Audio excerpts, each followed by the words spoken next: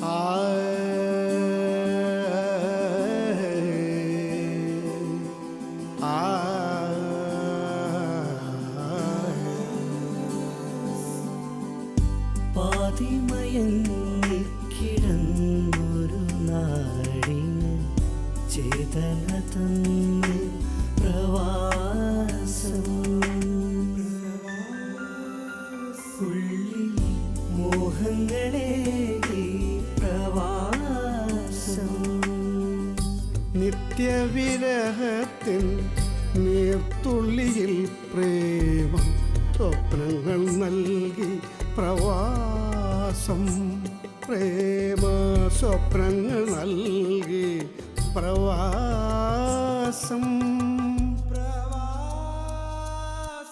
വേരുകളെല്ലാം അറുത്തിട്ടും പൂക്കുന്ന നീർമാതളമാണ് പ്രവാസം.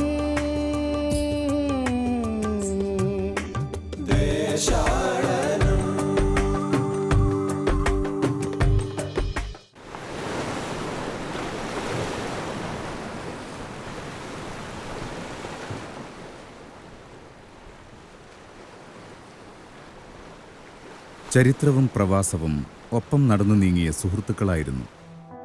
നാടോടിയായ ആദിമ മനുഷ്യൻ തൊട്ട് ഇന്നത്തെ കുടിയേറ്റ മനുഷ്യർ വരെയുള്ള വർത്തമാനങ്ങൾ ആ സുഹൃത്തുക്കൾ പുസ്തകത്തിൽ രേഖപ്പെടുത്തുന്നു.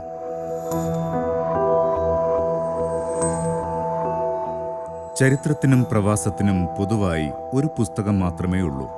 കാരണം പ്രവാസത്തിൻ്റെ വരികൾക്കിടയിൽ ചരിത്രമുണ്ട്, അതുപോലെ തിരിച്ചും. സ്വന്തം നാടും സ്വന്തം ആളുകളെയും വിട്ട് അന്യദേശത്ത് കുടിയേറി ജീവിക്കുന്നവർ ഇന്നത്തെ പുതിയ കണക്ക് പ്രകാരം 24 കോടിയോളമുണ്ട്. 2013 35 ലക്ഷം കോടി രൂപയാണ് പ്രവാസികൾ തങ്ങളുടെ നാട്ടിലേക്ക് അയച്ചത്. വിദ്യാസമ്പന്നരായ മലയാളി യുവത്വം യൂറോപ്യൻ രാജ്യങ്ങളോടും അമേരിക്കയോടുമാണ് കൂടുതൽ താൽപ്പര്യം കാണിക്കുന്നത്. എന്നാൽ അന്നും ഇന്നും സാധാരണക്കാരുടെ സങ്കല്പത്തിലെ സ്വർഗം ഗൾഫ് നാടുകളാണ്. ഇന്ന് മലയാളി പ്രവാസവേഷം തുന്നാൻ തുടങ്ങുന്നത് മെച്ചപ്പെട്ട ജീവിത സാഹചര്യങ്ങൾക്ക് വേണ്ടിയാണ്. എന്നാൽ അതിജീവനമെന്ന വലിയ ചോദ്യത്തിന് ഗൾഫ് മാത്രം ഉത്തരമായി കിട്ടിയിരുന്ന സമയമുണ്ടായിരുന്നു. പട്ടിണിയും പരിവട്ടവുമായി ചോർന്നൊലിക്കുന്ന കൂരയിൽ കഴിഞ്ഞപ്പോൾ സാഹസികരായ യുവാക്കൾ അറബിക്കടലിലേക്ക് എടുത്തുചാടി. മുങ്ങിത്താണവരും നീന്തി അക്കരയെത്തിയവരും കരയിൽ പിടഞ്ഞു വീണവരും, അങ്ങനെ ഗൾഫ് പ്രവാസ ചരിത്രത്തിൽ നാടകീയമായ എത്രയോ രംഗങ്ങൾ.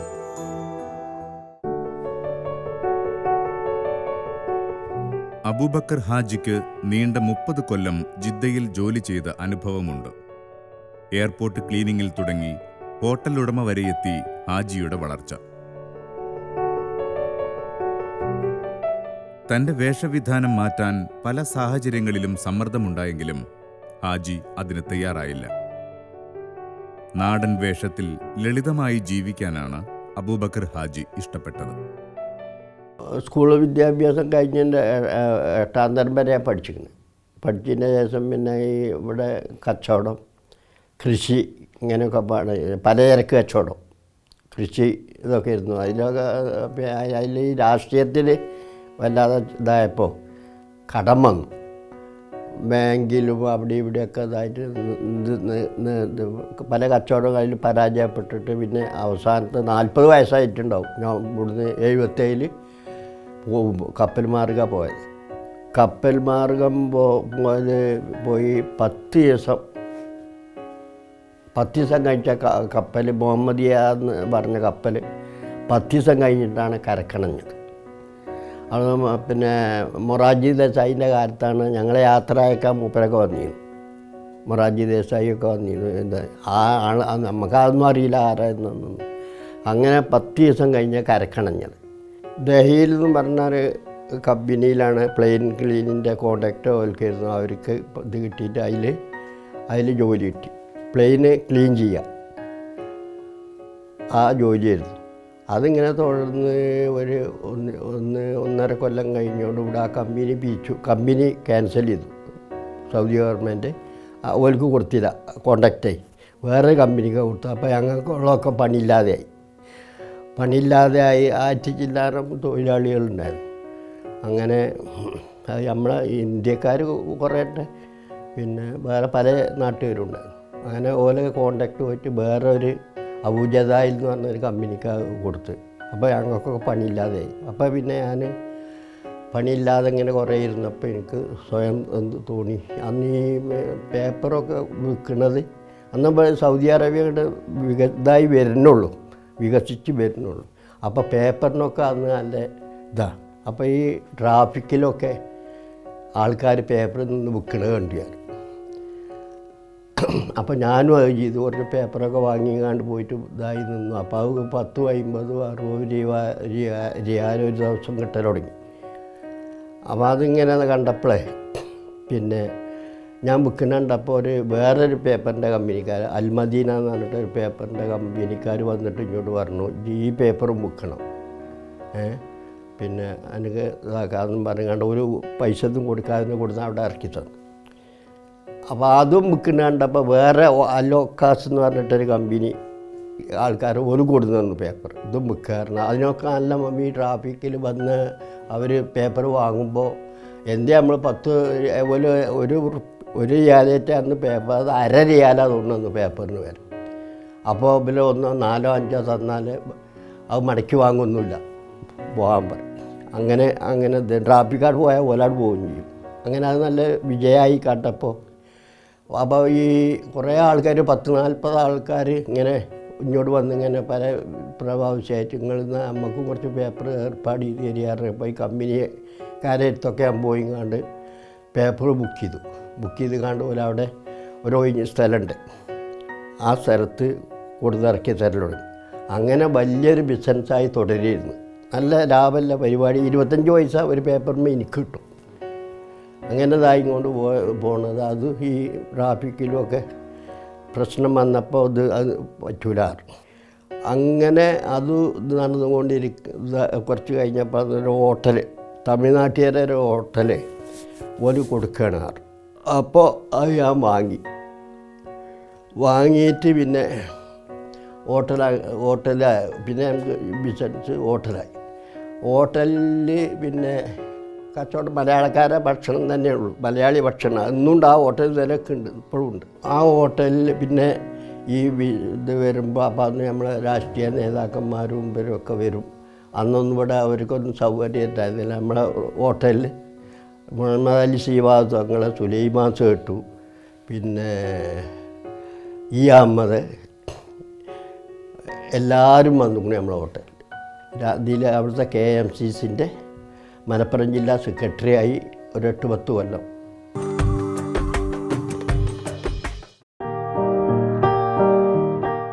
അബൂബക്കർ കറാച്ചിയിലും അബുദാബിയിലുമായാണ് പ്രവാസ ജീവിതം പകുത്തത്. കറാച്ചിയിൽ ഉപ്പായുടെ കൂടെ ഹോട്ടൽ ജോലിയായിരുന്നു. അബുദാബിയിലെ ജോലിയും ജീവിതവും പല രീതിയിലും രസകരമായിരുന്നു. എണ്ണ ശുദ്ധീകരണശാലയിലെ അനുഭവങ്ങൾ ഇന്നും അബൂബക്കറിൻ്റെ ഓർമ്മയിൽ തെളിഞ്ഞു നിൽക്കുന്നുണ്ട്. ഞാൻ ആദ്യമായിട്ട് ഇങ്ങനെ വിദേശത്തേക്ക് പോകാൻ ഉദ്ദേശിച്ചത് ഇവിടെ പരീക്ഷ പഠിച്ചുകൊണ്ടിരിക്കുകയായിരുന്നു. അപ്പോൾ പരീക്ഷ പാസ്സായില്ല. അതിൽ ഫാദർ പാകിസ്ഥാനിലുണ്ടായിരുന്നു, കറാച്ചിയിൽ. അവിടെ ബിസിനസ്സാണ് മൂപ്പർക്ക്. അപ്പോൾ അങ്ങനെ ഇന്ത്യൻ പാസ്പോർട്ട് എടുത്തിട്ട് അവിടെ പോയി. അവിടെ 2-3 പ്രാവശ്യം അവിടെ പോന്നു. പിന്നീട് നാട്ടിൽ തന്നെ കൂടുക ചെയ്ത്. ആദ്യം 3 പ്രാവശ്യം അവിടെ പോയിട്ടുണ്ട്. അവിടെ വാപ്പാൻ്റെ ബിസിനസ് സഹായിച്ചുകൊണ്ട് ഇങ്ങനെ ഇരിക്കുകയായിരുന്നു. പിന്നീട് നാട്ടിൽ ചെറിയ കച്ചവടങ്ങളും മറ്റുമൊക്കെ ആയിട്ട് ഇങ്ങനെ വല്ല കൃഷികളൊക്കെ ഉണ്ടായിട്ട് ഇവിടെ നാട്ടിൽ കൂടുക ചെയ്ത്. ആ കച്ചവടം ഒരു 10-12 കൊല്ലം നടത്തിയൊരു വിജയം ഉണ്ടാകാത്തത് കാരണം പിന്നീട് ഗൾഫിൽ പോയി. ഗൾഫിൽ ആദ്യം ഒരു കമ്പനിയിൽ, നാഷണൽ പെട്രോളിയം കൺസ്ട്രക്ഷൻ കമ്പനി എന്നുള്ള കമ്പനിയിൽ ജോലിക്ക് ചേർന്നു. അവിടെ ഒരു 3 കൊല്ലം 4 കൊല്ലം ആ കമ്പനിയിൽ നിന്ന് ആ കമ്പനിക്കാർ പിന്നെ ഓഫ്ഷോറിൽ കടലിൽ എണ്ണ കുഴിച്ചെടുക്കുന്ന സ്ഥലത്ത് ഒക്കെ കൊണ്ടുപോയി. അവിടെ 4-5 കൊല്ലം അവിടെ നിന്നു. അങ്ങനെ ആ കമ്പനിയിൽ നിന്നാണ് പിരിഞ്ഞു പോകുന്നത്. അത് MBCC എന്ന് പറഞ്ഞാൽ ഈ നാഷണൽ കൺസ്ട്രക്ഷൻ കമ്പനി MBCC, അതോട് കൂടി ETPM എന്ന് പറഞ്ഞ ഒരു ജർമ്മൻ കമ്പനി, ഫ്രാൻസിൻ്റെ ജർമ്മനി അതിൻ്റെ കമ്പനിയും കൂടി പിന്നെ ജോയിൻറ്റ് വെഞ്ചറായി ഈ കൺസ്ട്രക്ഷൻ കമ്പനിയിലെ ഓഫ്ഷോറിൽ 6 മാസം കഴിഞ്ഞ വരെ ജോലി ചെയ്താലേ അതിന് പുറത്തേക്ക് വരാൻ പറ്റുള്ളൂ, ടൗണിലേക്ക് വരാൻ പറ്റുള്ളൂ. വളരെ മോശമായ ഈ വായു ഉള്ളത് കൊണ്ടാണ് അത്. ഈ ഞങ്ങളെ കമ്പനി ഒരു അറബി കമ്പനി ആയതുകൊണ്ട് അവർ 6 മാസം കൂടുമ്പോഴൊക്കെ പുറത്ത് വരാനായിക്കോളും. ബ്രിട്ടീഷ് കമ്പനികൾ, അമേരിക്കൻ കമ്പനികളൊക്കെ ആണെങ്കിൽ 3 മാസം വീട്ടിലേക്ക് ടിക്കറ്റും എല്ലാം പിന്നെ നൽകി വീട്ടിലേക്കുള്ള ടാക്സി ചാർജ് കൂടി തരും. പിന്നെ ബ്രിട്ടീഷ് കമ്പനികളും മറ്റു കമ്പനികളും ഒക്കെ ഇവരതൊന്നും തന്നിരുന്നില്ല. അവിടെ 3 മാസം കൂടുമ്പോൾ ചില വലിയ ഓഫീസർമാർക്കൊക്കെ കൊടുക്കും, പക്ഷേ സാധാരണക്കാർക്കൊക്കെ അത്ര കൊടുക്കാറില്ല. അത് കഴിഞ്ഞ് ഞങ്ങൾ അവിടെ നാട്ടിൽ പിന്നെ ഒരു കൊല്ലം കൂടുമ്പോഴൊക്കെ പിന്നെ നാട്ടിലേക്കുള്ള ടിക്കറ്റൊക്കെ തരും. അത് കഴിഞ്ഞിട്ട് പിന്നെ അവിടെ തന്നെ ചെല്ലാം. അങ്ങനെ 4 പ്രാവശ്യം ഞാൻ നാട്ടിൽ വന്നിട്ടുണ്ട്. അവിടുന്ന് പിന്നെ 2 മാസം ലീവ് കിട്ടും. അങ്ങനെ അവിടുത്തെ ആ എണ്ണ ശുദ്ധീകരണശാല ഇതിലാണ് ഞാൻ, അതിൻ്റെ ഫോട്ടോ ആണത്, അതിൻ്റെ ഇതാണ്. ഇവിടെയാണ് എണ്ണ കുഴിച്ചെടുക്കുന്നത്. അതിൽ നിന്ന് വലിയ ഇത് വന്ന് മേൽപോട്ട് ഇങ്ങനെ വന്ന് വലിയ പൈപ്പിൽ ഇങ്ങോട്ട് വന്ന് ഇത് ശുദ്ധീകരിച്ച് ഇങ്ങനെ പല ശുദ്ധീകരണം, പെട്രോളായിട്ടും ഡീസലായിട്ടും മറ്റേ വിഷയം ഇതിനൊക്കെ ഓയിലായിട്ടും അങ്ങനെ പല വിഷയം ഉണ്ടായിട്ട് മാറ്റി ഇങ്ങനെ പല സെക്ഷനിൽ. ഉപ്പയുടെ മരണശേഷം പ്രാരാബ്ധങ്ങൾ ഏറ്റുവാങ്ങാൻ നിർബന്ധിതനായപ്പോഴാണ് മുഹമ്മദ് ബാപ്പു പ്രവാസ ജീവിതം തുടങ്ങുന്നത്. ഇന്ത്യയിൽ പലയിടങ്ങളിലും ഗൾഫിലുമായി നീണ്ട ദേശാടന അധ്യായം ബാപ്പു ജീവിച്ചു തീർത്തിരുന്നു. ഞാൻ എൻ്റെ 22ാമത്തെ വയസ്സിൽ എൻ്റെ ഫാദർ മരിച്ചുപോയി. അപ്പോൾ ആരെയും കല്യാണമൊന്നും കഴിഞ്ഞിരുന്നില്ല. താഴെ 5 പിന്നെ ഞങ്ങൾ 8 സഹോദരങ്ങളാണ്, 3 പെങ്ങന്മാരും. അപ്പോൾ അത്യാവശ്യം ജീവിക്കാനുള്ള ചുറ്റുപാടൊക്കെ ഉണ്ടായിരുന്നു. എങ്കിലും ഈ കല്യാണം പ്രശ്നങ്ങൾ, പിന്നെ കൃഷിയാണുള്ളത്, അപ്പോൾ അതുകൊണ്ടൊന്നും കാര്യമായിട്ടില്ല. അങ്ങനെ ഞാൻ ഒരു പ്രാരബ്ധത്തിന് ഈ 22ാം വയസ്സിൽ തന്നെ ഒരു ഇതായി. അങ്ങനെ ഞാൻ വിശാഖപട്ടണത്ത് വാൾട്ടയറിൽ പോയി. ദണ്ഡകാരുണ്യം പ്രോജക്റ്റ് പറഞ്ഞിട്ട് അവിടെ ഉണ്ടായിരുന്നു ഒരു ടണൽ വർക്കൊക്കെ. അതിൽ പോയി അവിടെ പ്രശ്നം ചെയ്തും മരൊക്കെ എനിക്കൊരു കംപ്രസർ ഓപ്പറേറ്ററുടെ ജോലി വാങ്ങി തന്നു. അറിയില്ലായിരുന്നു, എങ്കിലും അവിടെ ഒരു 5-6 മാസമൊക്കെ ഞാൻ നിന്നു. അവിടുന്ന് ബോംബെ പോയി എല്ലാവരും ഗൾഫിലേക്ക് പോകുന്നുണ്ട്. അപ്പോൾ അങ്ങനെ ജ്യേഷ്ഠനോട് പറഞ്ഞു, ഞാൻ 4-5 മാസം ബോംബെയിൽ നിന്നു. അവിടുന്നൊരു മേമൻകാരൻ ട്രാവൽസ് ഉണ്ടായിരുന്നു. അവന് പെട്ടെന്ന് വിസ തരാമെന്ന് പറഞ്ഞ് ഒരു 4000 റുപ്യ കൊടുക്കണം. അന്ന് 76-ലാണത്.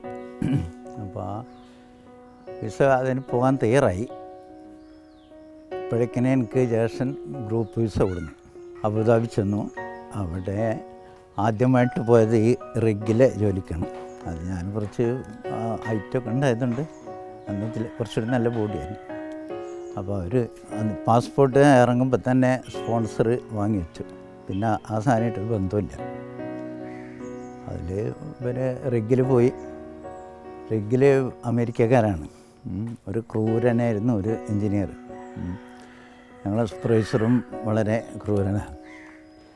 ഈ സിമെൻറ്റിൻ്റെ ഒന്നായിട്ടുള്ള ഇത് ക്രെയിനിൽ ഇറങ്ങുമ്പോൾ ഷിപ്പിൻ്റെ അടിയിൽ നിന്ന് നമ്മളത് പെട്ടെന്ന് കാലിയാക്കി കൊടുക്കണം. അപ്പോൾ ഒരു ചാക്ക് ഒരാൾ ഒറ്റയ്ക്ക് കയറ്റിയിട്ട് കൊടുക്കണം. എനിക്കാണെങ്കിൽ നാട്ടിലങ്ങനെ വെയിറ്റ് എടുത്തിട്ടൊന്നും പരിചയമല്ല, ഒന്നുമില്ല. അവസാനം ഞാനും ഒരു പട്ടാണിയില്ലായിരുന്നു. അവനോട് എൻ്റെ വയറിനൊരു ഓപ്പറേഷൻ കഴിഞ്ഞിരുന്നു. മുമ്പാണ് അത് കാണിച്ചു കൊടുത്തു, അതിൻ്റെ ആ അടയാളങ്ങളൊക്കെ. ഞാനിങ്ങനെ രോഗിയാണ്. അപ്പോൾ അവൻ പറഞ്ഞു, അമേരിക്കക്കാരൻ വരുമ്പോൾ എന്നെ ഞാൻ ഉള്ളിലാക്കി മാറ്റി നിർത്തിക്കൊള്ളാം. അങ്ങനെ അവൻ എന്നെ കുറേ സഹായിച്ചു. ചുരുക്കത്തിൽ അവിടെ ഒരു 14 ദിവസം മാത്രമേ നിന്നുള്ളൂ. അവിടുന്ന് വന്ന് കുറേ പെയിൻറ്റിങ്ങിന് പോയി, പിന്നെ കുറേ മറ്റ് ജോലികൾക്കൊക്കെ പോയി. അങ്ങനെ കുറേ ബുദ്ധിമുട്ടി. അവസാനം പെട്രോളിയം കമ്പനിയിൽ ജോലി കിട്ടി. ഒരു കൊല്ലം ഞാൻ സൈറ്റിൽ ജോലി ചെയ്തു. പിന്നെ എനിക്കൊരു പാകിസ്ഥാനി ഉണ്ടായിരുന്നു. അവന് എന്നെ കണ്ടപ്പോൾ എനിക്ക് ഉറുദും പിന്നെ തൊപ്പിൻ്റെ ഹെൽമെറ്റിൻ്റെ മുകളിൽ പേരൊക്കെ എഴുതിയിരുന്നു. അത് ആ ലാൻഡ് റൈറ്റിംഗ് ആയപ്പോൾ വിളിച്ചിട്ട് ഓഫീസിലേക്ക് വിളിച്ചു. പിന്നെ നീ നാട്ടിൽ പോയി വാ. അതിൻ്റെ ശേഷം ഓഫീസിൽ വന്നു. ഓഫീസിൽ ചെന്നപ്പോൾ എന്നെ കൊണ്ട് അപ്ലിക്കേഷൻ ചെറുതായിട്ടൊക്കെ എഴുതിച്ചു ഇംഗ്ലീഷിൽ. അപ്പോൾ അവനത് ഇഷ്ടപ്പെട്ടു. അങ്ങനെ ടൈം കീപ്പറായിട്ട് ജോലി വന്നു. അതൊരു പിന്നെ ജർമ്മൻകാരനായിരുന്നു ഞങ്ങളുടെ സൂപ്രണ്ടൻറ്റ്. അവനും എന്നെ കുറച്ച്, കാരണം ഞാൻ കുറച്ച് സ്ട്രിക്റ്റാണെന്നുള്ളത് ആൾക്ക് മനസ്സിലായി. അവർക്കതാണ് ആവശ്യം. അപ്പോൾ ആ നിലയ്ക്ക് അവൻ എന്നോട് കുറേ തൃപ്തിയായി. അങ്ങനെ ഡെയിലി വേഴ്സുള്ള മന്ത്ലി വേഴ്സാക്കി തന്നു. പിന്നെ അവിടെ റിക്രൂട്ട്മെൻറ്റ് നടക്കുമ്പോൾ ആളെ എടുക്കാൻ എന്നെ ഏൽപ്പിച്ചു. അങ്ങനെ അവിടുന്ന് വരുമ്പോൾ അവിടെ വരുന്നവരെ അവനെ പോയി കണ്ടാൽ മതി പറഞ്ഞ് ഞാൻ സത്യസന്ധമായിട്ട് തന്നെ ചെയ്തു. ബോംബെയിൽ ആളെ കൊണ്ടുപോകാൻ വന്നു. അപ്പോഴും ഞാൻ പോയി. അവിടുന്ന് കുറേ ആൾക്കാരൊക്കെ, ഇത് കുറേ നാട്ടുകാരൊക്കെ കയറ്റിയിട്ടുണ്ട് ഈ കമ്പനിയിൽ. എന്നെ വിശാഖപട്ടണത്ത് ജോലി ചെയ്തെന്ന് പറഞ്ഞല്ലോ. അന്ന് എനിക്ക് കംപ്രസർ ഓഫ്, ഞാൻ ജീവിതത്തിൽ ആദ്യമായിട്ടാണ് ഈ കംപ്രസർ തന്നെ കാണുന്നത് എന്താണെന്നുള്ളത്. അപ്പോൾ ഈ സ്നേഹിതന്മാരൊക്കെ ഉൾപ്പെടെ നമ്മളെ നാട്ടുകാരാണ്. അവർക്ക് ഞാൻ ഈ ടണൽ വർക്ക് ചെയ്യാൻ എനിക്ക് പറ്റില്ല എന്നുള്ള നിലക്ക് ഇതാക്കി തന്നാൽ. അപ്പോൾ അവർ കുറേ റെക്കമെൻഡ് ചെയ്താണ് അവിടെ ജോലി ചെയ്തിരുന്നു, ഇവിടെ ജോലി ചെയ്യുന്നൊക്കെ പറഞ്ഞ്. എനിക്കതൊന്നും അറിയില്ല. ചുരുക്കത്തിൽ ഞാൻ ഇത് ആദ്യമായിട്ടത് കാണുകയാണ്. അപ്പോൾ എനിക്ക് അവനെ ഇവിടെ ഒരു അയൽവാസിയുണ്ട്, അവൻ അതിൻ്റെ സ്വിച്ചുകളൊക്കെ പറഞ്ഞു തന്നിരുന്നു. ഇതിന് ഒരു എയർ ടാങ്ക് ഉണ്ട്, അതിന് എനിക്കൊരു ഹെൽപ്പറേയും തന്നിരുന്നു. അവനൊരു മറാഠിക്കാരനാണ്, അവനൊന്നും അറിയില്ല, പാവാം. അപ്പോൾ ഇത് വർക്ക് ചെയ്യുമ്പോൾ ഇതിൻ്റെ പിന്നെ മീറ്റർ സൂചി ലോയിൽ വരും, ഇങ്ങനെ അടികൊണ്ട് വരും. അപ്പോൾ ഈ ലോയിൽ വന്നപ്പോൾ ഞാനും അവനോട് തുറക്കാൻ പറഞ്ഞു. അത് തുറന്നാൽ ഞാനും അവനും ക്ലോസാണ്. അവൻ കുറേ പൈപ്പ് റേഞ്ചൊക്കെ വെച്ചിട്ട് തുറക്കാൻ ശ്രമിച്ചപ്പോൾ അവൻ്റെ നാട്ടുകാരൻ്റെ ഒരു ഫിറ്റർ ഇറങ്ങി വന്നു. എന്താ കാണിക്കണമെന്ന് ചോദിച്ചു. എന്നോട് പറഞ്ഞു എൻ്റെ ഹെൽപ്പർ എന്താ ചെയ്യണത്. അവന് എനിക്കൊന്നും അറിയില്ല എന്നല്ല, അവനറിയില്ല. ഞാൻ പറഞ്ഞു എന്താ ചെയ്യണം, അവനെ തുറക്കുകയാണ് അന്യം കൊല്ലില്ല എന്ന്. ഞാൻ പറഞ്ഞു ഞാനവിടെ പൂട്ടാൻ പറഞ്ഞാലേ, ടൈറ്റാക്കാൻ പറഞ്ഞാണ്, എന്തിനാ തുറക്കണതാണ്. അവനെ കൊടുത്തു. സത്യത്തിൽ എൻ്റെ അടുത്താണ് തെറ്റ്, പക്ഷേ ആളൊരു ഭാവമായിരുന്നു. പിന്നെ ഇങ്ങനെയുള്ള കുറേ രസമുള്ള അനുഭവങ്ങളൊക്കെ ഉണ്ടായിരുന്നു. 17-ാമത്തെ വയസ്സിൽ കള്ളലോഞ്ച് കയറി ഗൾഫിലെത്തിയ സാഹസിക കഥയാണ് യൂസഫിന് പറയാനുള്ളത്. യാത്രയിലും ഗൾഫിലെ ജീവിതത്തിനിടയിലും കണ്ടും കേട്ടും അനുഭവിച്ച കാര്യങ്ങൾ യൂസഫിന് ഇപ്പോഴും അത്ഭുതകരമാണ്. 17-ാമത്തെ വയസ്സിലാണ് ഇവിടുന്ന് പോകുന്നത്. അതിൻ്റെ മുൻപൊക്കെ ഇതേമാതിരി സാമ്പത്തികമായിട്ടൊന്നുമില്ല, അപ്പോൾ പഠനം കൂടുതലില്ലേനും, പിന്നെ ചെറിയൊരു ബിസിനസ് കൂടെ ആയിട്ട് ഇങ്ങനെ സ്റ്റേഷനറി കടയായിട്ടൊക്കെ ഉണ്ടായിരുന്നു. അങ്ങനെ ഇവിടെ അയൽവാസികൾ കുഞ്ഞിപ്പാക്കെന്ന് പറഞ്ഞ ആളുണ്ടായിരുന്നു. അവർ പറഞ്ഞാണ് ഇങ്ങനെ, അവർ വന്ന് ഇതേമാതിരി പോയൊരു ലാഞ്ച് മടങ്ങി വന്നിട്ടുണ്ട്. അവർ തിരിച്ചു പോകും, അതിൽ നിങ്ങൾ പോവാം, ഗൾഫിക്ക് പോവാം. 500 രൂപ അന്ന് അയാൾ തന്നെ സംഘടിപ്പിച്ചാണ്. അതന്ന് അതായിട്ട് മറ്റു പോയത് കോഴിക്കോട് വഴിയാണ് പോയത്. കോഴിക്കോട് അതിരാവിലെയൊക്കെ രാത്രി അങ്ങനെ എത്തി, അതിരാവിലെയും എത്തി ഒരു സ്ഥലത്തിങ്ങനെ നങ്കൂരിട്ടുകൊണ്ട് എന്തോ ഉണ്ടാകുമെന്നൊക്കെ പറഞ്ഞു. ഞങ്ങൾക്ക് അറിയില്ല, ചെറിയൊരു തോണിമാര് ബോട്ടിലാണ് ഞങ്ങൾ നടന്നത്. അത്രയും വിശപ്പൊക്കെ ഉണ്ടായി. വൈകുന്നേരം രാത്രി പിറ്റേന്ന് അന്ന് രാത്രി തന്നെ അത് വലിയൊരു ലാഞ്ച് തന്നെ. ലാഞ്ച് കയറിയതിൻ്റെ ശേഷം ഭക്ഷണമൊക്കെ കിട്ടി. അവർ കഴിച്ചതിൻ്റെ ബാക്കി വന്ന്, അല്ല എങ്കിൽ കൂടി നമുക്കും കുറച്ചൊക്കെ കിട്ടി. ഒക്കെപ്പാട് ഒരു സാധനം, ഒരു ആട് പശു എന്തൊക്കെ പാടൊന്ന് വേവിച്ചിട്ടൊക്കെ പാടൊരു ഭക്ഷണം, അറബി ഫുഡല്ലേ. വന്ന ലാഞ്ചിൽ ഇറാനികളോ മറ്റൊക്കെ ആയിരുന്നു. അവർ ലത്തീഫും യൂനിസോ അങ്ങനത്തെ പേരില്ലേ, അവർ കൂട്ടിയിട്ടാണ് പോവുക ഒരുമിച്ച്. അപ്പോൾ ഇതിൽ ഈ ലാഞ്ചിക്ക് വല്ല കേടുണ്ടെങ്കിൽ മറ്റേ കയറാന്നില്ലാണ് ആ രൂപത്തിൽ. മൊത്തം 3000 ചിലാൻ ആളൊക്കെ ഉണ്ടായി. ഞങ്ങളിതിൽ എത്ര 400-500 അത്ര ഉണ്ടായിരുന്നു. അപ്പോൾ അവർ അങ്ങോട്ട് വരുന്ന സമയത്ത് അവർ കൊടുക്കുന്നത് ഈത്തപ്പഴം വേറെ എന്തെല്ലാം ഉണ്ട്, ഇവിടുന്ന് തടിയും വേറെയൊക്കെ ആയിട്ട് നിറയെ സാധനങ്ങളാണ്. അപ്പോൾ അതിന് ശേഷം ഭക്ഷണം കഴിച്ചതിന് ശേഷം ഞങ്ങൾ അടിയിൽ പോകാൻ പറഞ്ഞു. അടിയിൽ പോയതിൻ്റെ ശേഷം ഇനി പുറത്ത് പോരരുതെന്ന് പറഞ്ഞു. പിന്നെ അതിൻ്റെ അകത്തുണ്ടായി ഞങ്ങൾ കുറേ മണിക്കൂറോളം അതിൻ്റെ അകത്ത് തന്നെയല്ലേ, മെഷീൻ മുറിയിന് ഒക്കെയാണ് അതിൻ്റെ അകത്തുള്ളത്. ഈത്തപ്പഴമൊക്കെ ഉണ്ടായിരുന്നു, ഒക്കെ ചാക്കുകളിലൊക്കെ ഉണ്ടായിരുന്നു, ഒക്കെ ഞങ്ങൾ തിന്ന വേറൊന്നുമില്ല. പിറ്റേന്ന് പുറത്തേക്ക് ഇറങ്ങണമെന്നുണ്ടെങ്കിൽ ആ ഒരു അനുവാദം വേണം, പുറത്തേക്ക് ആകാശം ഒന്ന് കാണുന്നുണ്ടെങ്കിൽ. ഏതായാലും ഇടയ്ക്കിടയ്ക്ക് ഇങ്ങനെ ഈ കോഴിക്കോടാണ് വിട്ടതിൻ്റെ ശേഷം ഉൾക്കടലൊക്കെ അങ്ങേ തല എത്തിയതിൻ്റെ ശേഷം പിന്നെ അങ്ങോട്ട് പുറത്തിറങ്ങാൻ പറഞ്ഞു. പിന്നെ മസ്കത്തിലൊക്കെ എത്താൻ 21 ദിവസത്തിനും കൊണ്ട് അവിടെ എത്തി. അതിൻ്റെ അടിയിലൊക്കെ തിരമാലയും കാറ്റും കൂളൊക്കെ ആയിട്ട് പറ്റാൻ മുങ്ങാന്നുള്ള അത്രയും പേടിയിലൊക്കെ ആയിരുന്നു. ഏതായാലും അങ്ങനെ രക്ഷപ്പെട്ടു വിചാരിക്കുക, ദൈവത്തോടൊക്കെ പ്രാർത്ഥിച്ച് അങ്ങനെ കഴിഞ്ഞ് കുറേ ഒരു 10-21 ദിവസം. പിന്നെ അവിടെ വിശ്രമിച്ചു. കുറച്ച് ദിവസമൊക്കെ കഴിഞ്ഞിട്ട് തന്നെ അറബി കൊണ്ട് ഇവരൊക്കെ പറഞ്ഞിട്ട് പിന്നെ ആൾ ജോലിയില്ല പറഞ്ഞിട്ട് അങ്ങനെ പോയി. അറബികളെ 100 ദിർഹമിൽ പണിയെടുത്തു. പിന്നെ അവരെന്നെ സ്വയം ഇഷ്ടപ്പെട്ട് പിന്നെ വളരെ ഇഷ്ടപ്പെട്ടു എന്നൊക്കെ പറഞ്ഞിട്ട് 150 ഉറുപ്പ്യ പിന്നെ ശമ്പളം കിട്ടും. അതിലങ്ങനെ കുറേ കാലം നിന്നിട്ടുണ്ട് ഞാൻ. ഒരു 7 വർഷം കഴിഞ്ഞിട്ടാണ് വീണ്ടും നാട് കാണാൻ വേണ്ടി ആഗ്രഹം ഉണ്ടായത്. അതിൻ്റെ മുമ്പ് പാസ്പോർട്ടൊക്കെ കിട്ടി. പാസ്പോർട്ട് കിട്ടിയിന് ഇന്ദിരാഗാന്ധിൻ്റെ കാലത്ത് ഇങ്ങനെ അവിടെ നിന്നൊക്കെ പോയവർക്കൊക്കെ പ്രത്യേക ഒരു എംബസി വഴിയൊക്കെ പാസ്പോർട്ട് കിട്ടി. വിസ ഷെയ്ഖിനെ കൊണ്ട് ശരിയാക്കിച്ചു. പിന്നെ എൻ്റെ ഒരു ജ്യേഷ്ഠനൊക്കെ ഉണ്ട് അവിടെ, ഒരു മൂത്താപ്പാൻ്റെ മകനായിട്ട്. ഇത് ജ്യേഷ്ഠനാണ്. അയാൾ ഒരു ജോലിയൊക്കെ അയാളൊരുക്കുന്ന കമ്പനി, അയാൾ ഫോർമാനും ചാർജൻ്റൊക്കെ ആയിരുന്നു. അവരുടെ കമ്പനിയിൽ LPC national petroleum construction company എന്ന് പറഞ്ഞ പെട്രോളിയം കമ്പനിയാണ്. അതിൽ സർവൻ്റ് മറ്റേ ഇതിൻ്റെ മെസ്സഞ്ചർ ഓഫീസ് ബോയ് ഒക്കെ ആയിട്ട് നിന്നു. വേറെല്ല ജോലിയൊന്നുമല്ല, പക്ഷെ കണ്ടിന്യൂഡായിട്ട് നല്ല ഉഷാറായിരുന്നു, വളരെ ഉഷാറായിരുന്നു. 14 മണിക്കൂറൊക്കെ എനിക്ക് ആൾ എഴുതി തന്നിരുന്നു. ശമ്പളം വളരെ ബേസിക് വളരെ കുറവായിരുന്നു. എന്നാലും എനിക്ക് അവിടെ ഉണ്ടാവും. ഞാൻ 16 മണിക്കൂർ ദിവസം ഡെയിലി ആയിട്ട് എനിക്ക് എഴുതി തന്നു. അങ്ങനെ ആളെ പ്രകാരം എനിക്ക് പിന്നെ വേറെ രൂപത്തിൽ ഉയർന്ന് വല്ല തസ്തിയിലൊക്കെ തരുന്ന ആൾക്ക് ആഗ്രഹം. പക്ഷേ എനിക്കതിന് നോളജ് ഇല്ലാത്തതുകൊണ്ട് അത് സാധിച്ചില്ല. ജോലി കിട്ടിയെന്ന് എനിക്ക് വേറെ ജോലി വല്ല ക്ലർക്ക് വേറെ അതിനൊന്നും ഇത് കപ്പാസിറ്റി ഉണ്ട്. എന്നിട്ട് ടൈ കീപ്പറൊക്കെ ആയിട്ടൊക്കെ പക്ഷേ അതൊന്നും ശോഭിച്ചില്ല. കാരണം എന്നെ കൊണ്ട് കഴിയില്ല എന്ന് എനിക്ക് തോന്നി. എനിക്ക് തന്നെ ടൈം കീപ്പറാക്കിയൊക്കെ എന്നെ വെച്ച് നോക്കിയാലേ, പക്ഷേ എനിക്ക് പേടി, എനിക്ക് ധൈര്യക്കുറവ്. ഞാനതിന് പിൻവാങ്ങി. അപ്പം പിന്നെ അയാൾ എന്താ ആയിക്കോട്ടെ, നീ എല്ലാ ദിവസവും വന്നോ, കണ്ടിന്യൂഡായിട്ട് വെള്ളി ശനിയൊക്കെ വരും, അവിടുത്തെ ഒരു ദിവസങ്ങളൊക്കെ വരും. ഓവർ ടൈം ആയിട്ട് തന്നെ ഫിക്സഡായിട്ട് 16 മണിക്കൂർ എല്ലാ ദിവസവും കിട്ടും. ആ വെള്ളിയാഴ്ചയൊക്കെ ഇരട്ടി പൈസ കിട്ടും.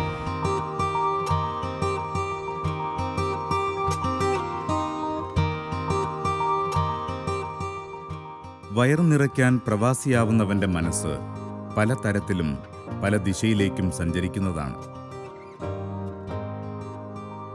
ഏറ്റവും വിഷമം പിടിച്ച അപകടകരമായ ചുറ്റുപാടിലും അവർ ശ്വസിക്കും, ജോലി ചെയ്യും, ജീവിച്ച് കാണിക്കും.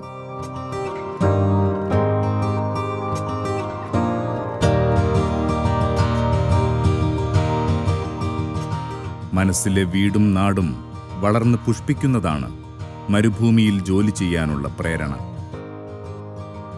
അതിൻ്റെ സൗരഭ്യമാണ് അവൻ്റെ നിശ്ചയദാർഢ്യം.